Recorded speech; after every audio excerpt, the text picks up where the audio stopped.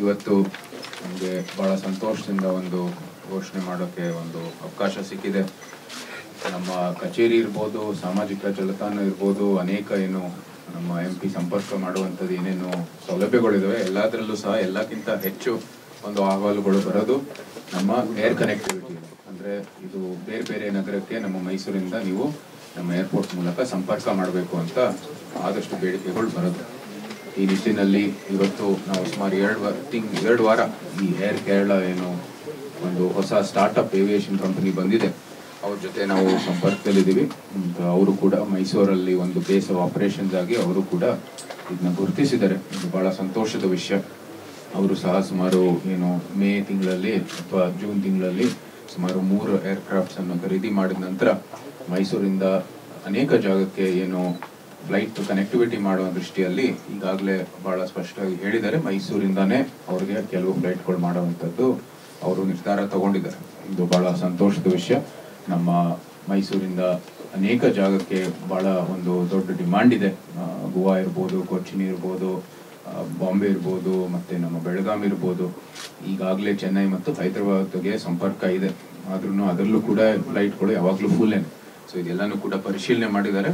ಅವ್ರು ಏನು ಇನ್ನೊಂದು ಪುನರ್ ಪರಿಶೀಲನೆ ಮಾಡಿದ ನಂತರ ಇದೆಲ್ಲನೂ ಕೂಡ ಇವತ್ತಿನ ಮೀಟಿಂಗಿನ ಕೆಲವು ಅವರ ಏನು ಡಿಮಾಂಡ್ಗಳಿತ್ತು, ಅವ್ರು ಏನೇನು ಸೌಲಭ್ಯಗಳಿದೆ ಮೈಸೂರು ಏರ್ಪೋರ್ಟಲ್ಲಿ ಎಲ್ಲ ತಿಳ್ಕೊಂಡಿದ್ದಾರೆ. ಅದರ ನಿರ್ಧಾರ ತಗೊಂಡಿದ ನಂತರ ಅವರು ಏನೇನು ರೂಟ್ಸ್ ಇದೆ ಅದು ಕೂಡ ಘೋಷಣೆ ಮಾಡ್ತಾರೆ. ಆದರೆ ಅವ್ರು ಹೇಳಿದ್ದಾರೆ ಮೈಸೂರಿಂದ ಏರ್ ಕನೆಕ್ಟಿವಿಟಿ ಕೊಡೋದು ಬಹಳ ಸ್ಪಷ್ಟವಾಗಿ ಹೇಳಿದ್ದಾರೆ. ಇದು ನಮ್ಗೆಲ್ಲರಿಗೂ ಸಂತೋಷದ ವಿಷಯ. ಇದರ ಜೊತೆಗೆ ನಮ್ಮ ಮೈಸೂರು ಏರ್ಪೋರ್ಟು ನಮ್ಮ AI ಯಾರಿದ್ದಾರೆ, ಇದರಲ್ಲಿ ನಿರ್ದೇಶಕರು ಮತ್ತು ಅವರ ಇಡೀ ಏನು ಟೀಮ್ ಇದೆ ಅವರೆಲ್ಲನೂ ಸಹ ಈ ಒಂದು ಉಪಕ್ರಮಕ್ಕೆ ಅವರು ಬೆಂಬಲವನ್ನು ಕೊಟ್ಟಿದ್ದಾರೆ. ಇದು ಕೂಡ ಸಂತೋಷವನ್ನು ನಾವು ವ್ಯಕ್ತಪಡಿಸಬೇಕಾಗಿದೆ. ಯಾಕಂದರೆ ಬಹಳ ಪ್ರೊಆಕ್ಟಿವ್ ಆಗಿ ನಮ್ಮ AI ಮೈಸೂರಲ್ಲಿ ಕೆಲಸ ಮಾಡ್ತಾ ಇದೆ.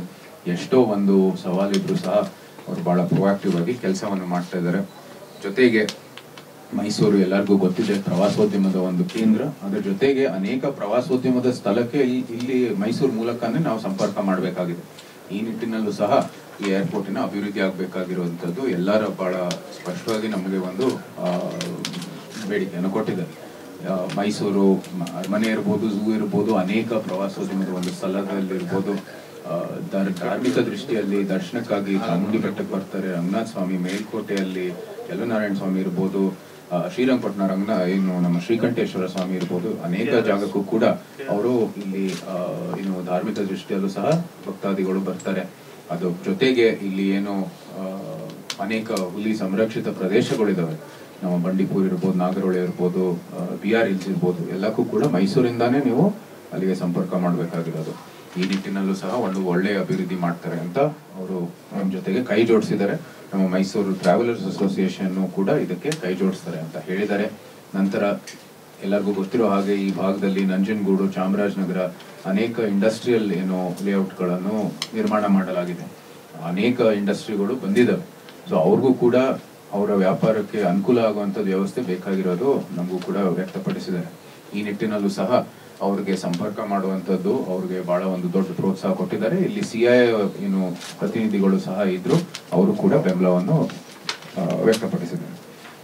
ಇದರ ಜೊತೆಗೆ ನಮಗೆ ಏನು ಮೈಸೂರಿನ ಏವಿಯೇಷನ್ ಸೆಕ್ಟರು ಮತ್ತು ಏವಿಯೇಷನ್ ಇಕಾನಮಿ ಇದಕ್ಕಾಗಿ ಒಂದು ಒತ್ತು ಕೊಡಬೇಕಾಗಿರುವಂಥ ದೃಷ್ಟಿಯಲ್ಲಿ ನಾವು ಒಂದು ಪ್ರೈಮರಿ ಸ್ಟೇಜಲ್ಲಿ ನಾವು ಒಂದು ಡಿಸ್ಕಷನ್ ಮಾಡಿದ್ದೀವಿ. ಒಂದು ಏವಿಯೇಷನ್ ಏನು ಅಕಾಡೆಮಿ ಇದರ ಒಂದು ಎಸ್ಟಾಬ್ಲಿಷ್ಮೆಂಟ್ಗೋಸ್ಕರ ಒಂದು ಪ್ರೈಮರಿಯನ್ನು ಡಿಸ್ಕಷನ್ ಮಾಡಿದ್ದೀವಿ. ಯಾಕಂದರೆ ಭಾಳ ಅವಕಾಶಗಳು ಇದ್ದಾವೆ.